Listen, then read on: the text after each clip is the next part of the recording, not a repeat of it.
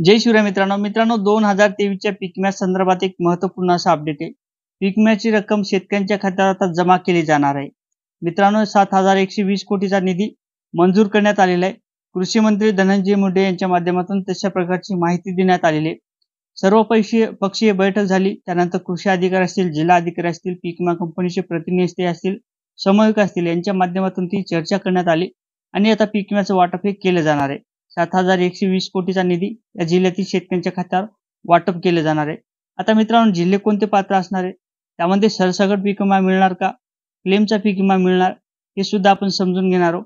कोणत्या पिकाचा पीक विमा वाटप होण्याकरता सुरुवात झालेली आहे, कोणत्या जिल्ह्यासाठी निधी किती आलेला आहे हे सुद्धा आपण समजून घेणार आहोत। मित्रांनो मी गणेश ठाकरे कृषी सातबारा या YouTube चॅनलवरती आपलं स्वागत आहे। मित्रांनो आपल्या चॅनलचे सभासद मिळवण्याकरता नक्की चॅनलला सबस्क्राइब करा, जेणेकरून आपल्याला नोटिफिकेशन माध्यमातून नवीन अपडेट हे मिळत राहील। तर मित्रांनो चला सुरू करूया आजचा आपला व्हिडिओ। शेतकरी मित्रांनो मोठ्या प्रमाणात शेतकऱ्यांच्या माध्यमातून तक्रारी करण्यात आल्या होत्या। जिल्हा अधिकाऱ्यांच्या माध्यमातून अधिसूचना ह्या काढण्यात आल्या होत्या, परंतु असं असताना सुद्धा शेतकऱ्यांच्या खात्यावर काही प्रमाणात हे पैसे जमा करण्यात आले।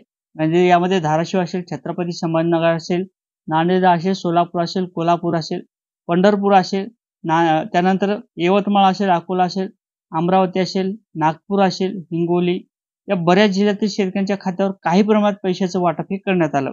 परंतु ज्या शेतकऱ्यांच्या माध्यमातून अंतिम कापणीचा क्लेम केला होता अशा शेतकऱ्यांना मात्र एकही रुपया मिळाला नाही।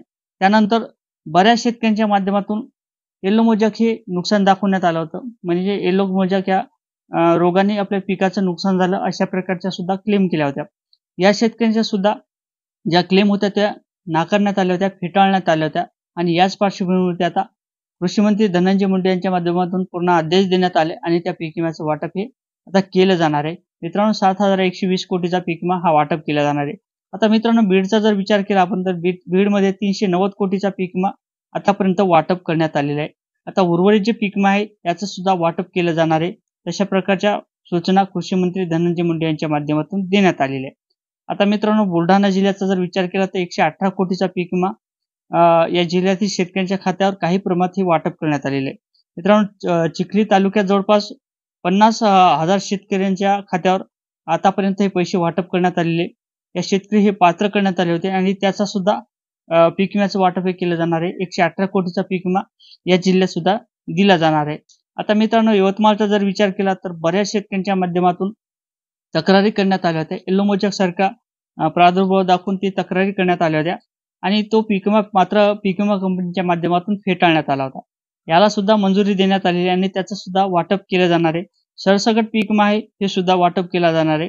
शेतकऱ्यांच्या माध्यमातून या तक्रारीचं निवारण आता कृषी पीक विमा कंपनीच्या माध्यमातून त्याचं निवारण करण्यात आलेले आणि त्याचं वाटप सुद्धा आता केलं जाणार आहे। मित्रांनो त्यानंतर नांदेडचा जर विचार केला तर नांदेडच्या जिल्ह्यात बऱ्याच शेतकऱ्यांच्या माध्यमातून ह्या तक्रारी करण्यात आल्या होत्या। या शेतकऱ्यांना काही प्रमाणात 25% जो सुरुवातीचा पीक विमा होता तो वाटप करण्यात आला होता, परंतु बऱ्याच शेतकऱ्यांच्या माध्यमातून 75% साठी क्लेम केला होता, म्हणजे अंतिम कापणीचा पीक विमा असेल यासाठी क्लेम केला होता। मात्र त्या पीक विमा कंपनीने तो पीक विमा आहे तो फेटाळण्यात आला होता, परत त्याला मंजुरी देण्यात आली आणि याचं सुद्धा आता वाटप केलं जाणार आहे। तर मित्रांनो 25 तारखेपासून म्हणजेच 25 जुलैपासून याचं वाटप करण्याकरता आता सुरुवात झालेली आहे। या शेतकऱ्यांच्या खात्यावर आता ही बीड, त्यानंतर नांदेड, बुलढाणा, यवतमाळ या जिल्ह्यात सुद्धा पीक विम्याचं वाटप हे होणार आहे। त्यामध्ये यवतमाळचा सुद्धा पीक विमा वाटप केला जाणार आहे, तर बुलढाण्याचं सुद्धा पीक विम्याचं हे वाटप केलं जाणार आहे। मित्रांनो अशा प्रकारे या जिल्ह्यातील शेतकऱ्यांच्या खात्यावर सोयाबीनचा पीक विमा वाटप होण्याकरता सुरुवात झालेली आहे। 25% पीक विम्याचं वाटप हे केलं जात आहे। शेतकऱ्यांच्या खात्यावर हे पैसे जमा केले जाणार आहेत। मित्रांनो इतर जिल्ह्यात सुद्धा आपण नवीन अपडेट घेत राहू। नक्कीच आपल्या चॅनलवर नवीन असेल तर चॅनलला सबस्क्राइब करा, व्हिडिओ शेअर करा। जय शिवराय मित्रांनो।